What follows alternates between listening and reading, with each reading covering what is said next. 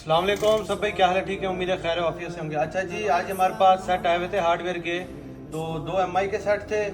इनका इस वाले पे पहले काम हुआ था, तो इसका भी सीपीयू का फॉल्ट था, इसको रिपेयर किया है। और दूसरा एमआई का ये था, नोट 10S था, इसको भी रिपेयर किया, इसका भी सीपीयू का फॉल्ट था, ये फ्रेश था।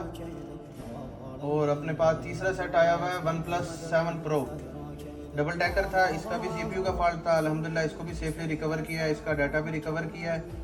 और चौथा सेट अपने पास आया हुआ है, सैमसंग का है A51। उसका भी सीपीयू का मसला था, वो अभी चल रहा है, उसका वर्किंग में चल रहा है। बाकी अगर आपने भी इस तरह के सेट बनवाने हो तो मोबाइल डॉक्टर पे विजिट करें। जज़ाकल्लाह।